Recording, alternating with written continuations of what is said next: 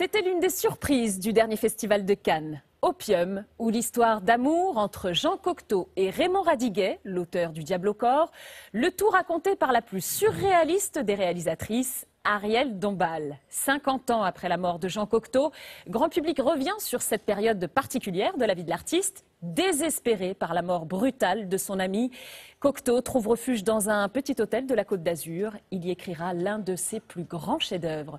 Jean Cocteau par Ariel Dombal, c'est notre document cette semaine. Christophe Héroux.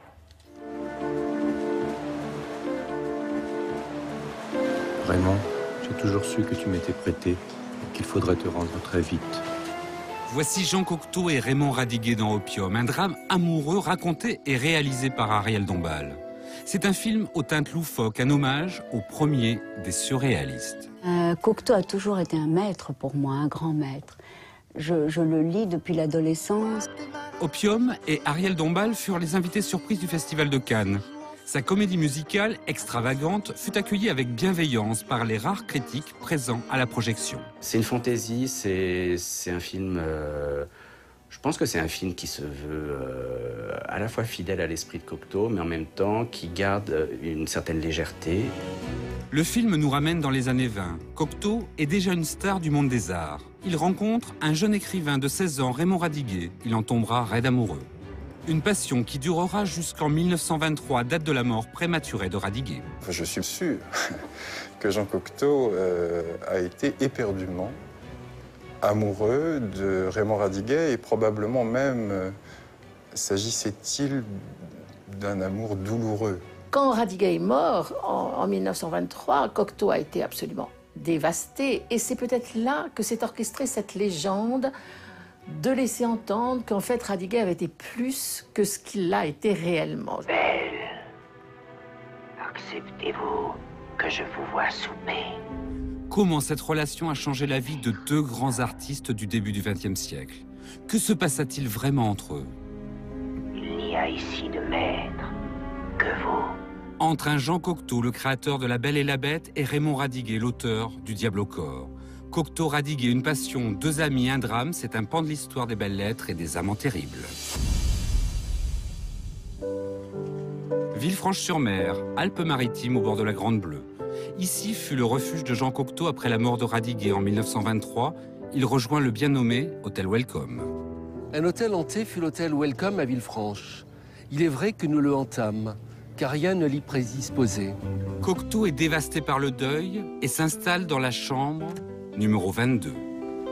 La chambre a un petit peu changé, elle était plus petite que cela avant, mais le reste, il a été complètement perdu, quoi. Il était, c'était l'amour de sa vie, c'était le grand désespoir, c'était le,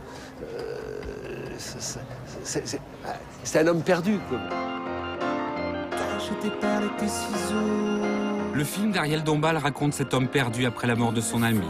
Grégoire Collin et Cocteau, Samuel Mercer et Radiguet.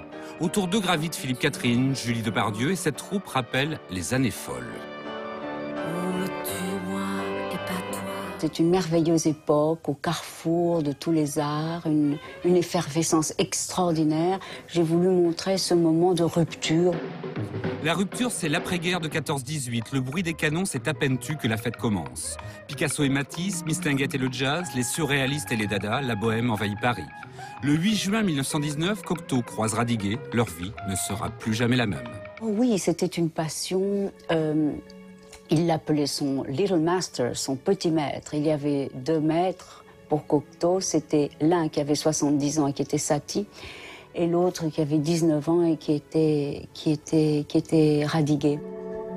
Julien Sandre, écrivain, et Chloé Radiguet, la nièce de Raymond, sont les mémoires de l'auteur, les dépositaires de son histoire. Pour eux, cette passion fut seulement platonique. Il est évident que Cocteau a une passion amoureuse pour Radiguet. Il est évident aussi que Radiguet, qui avait de l'estime, de l'affection, certainement de la tendresse, de l'admiration absolument, pour Cocteau, n'avait en revanche aucun sentiment amoureux pour lui. Dans la bibliothèque de Dominique Marny, il y a tout Cocteau, c'est normal. Elle est la petite nièce de l'écrivain. Pour elle aussi, ce duo, ce couple, est surtout littéraire. Ils se sont autant apportés l'un que l'autre. On a beau dire que Cocteau était l'aîné et que c'était lui qui finalement a aidé Radiguet, c'est faux. Je pense que ça a été totalement équitable. Je vous aime pas. Je vous aime pas du tout. Vous êtes en train de tuer Jean Cocteau. Je vous préviens, si vous le tuez, je vous tue aussi.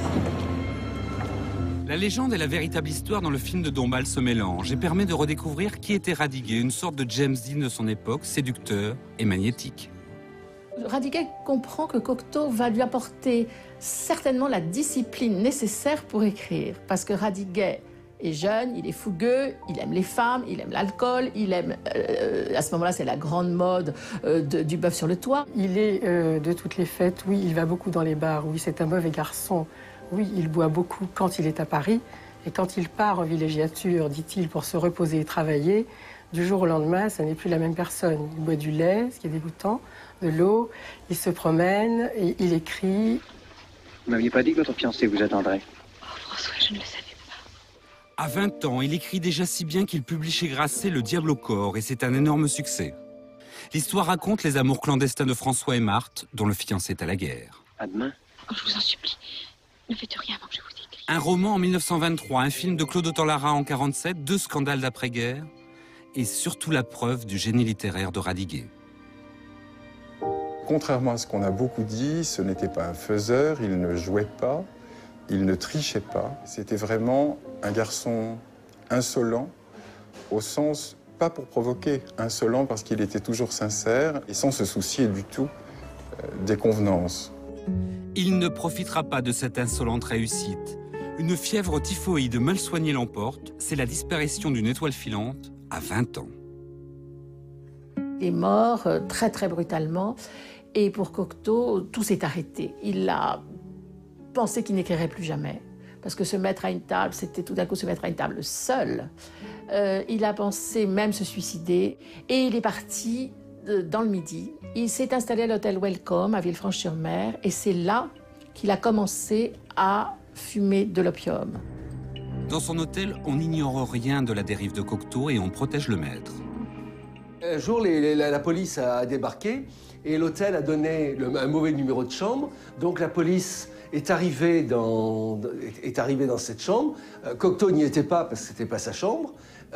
Et donc Cocteau, après, a pris l'habitude d'avoir cette deuxième chambre et dans laquelle il recevait. Il recevait et il dessinait, car cette profonde dépression ne l'empêche pas de créer. C'est à Menton, au musée Jean Cocteau, que nous retrouvons ses dessins, ses encres, inspirés par la douleur, la détresse et l'opium. Romy Tirel, médiatrice au musée, nous ouvre les réserves. Voici donc l'ensemble de notre collection. Où sont conservées les œuvres de cette époque. Elles font suite à la disparition de Raymond Radiguet, qui laisse Jean Cocteau complètement dévasté. Quand Jean Cocteau va se réfugier à l'hôtel Welcome à Villefranche-sur-Mer, il est seul dans sa chambre d'hôtel, seul un miroir est devant lui. Donc il va passer ses journées à scruter son visage, à tenter de résoudre l'énigme d'un même visage. Il y a vraiment le texte et les dessins qui s'entremêlent, comme souvent dans l'œuvre de Jean Cocteau. Grande ouverte, criant son cri. Ariel Dombasle joue le rôle de la déesse de la mémoire.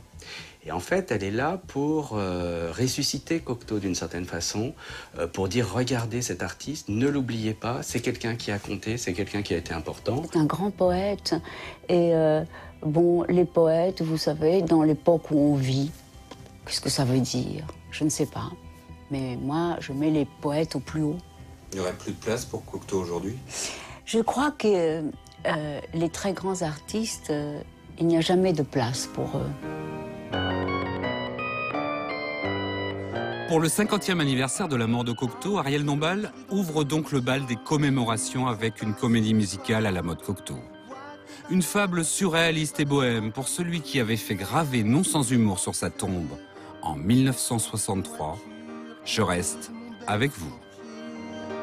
On nous épie à droite.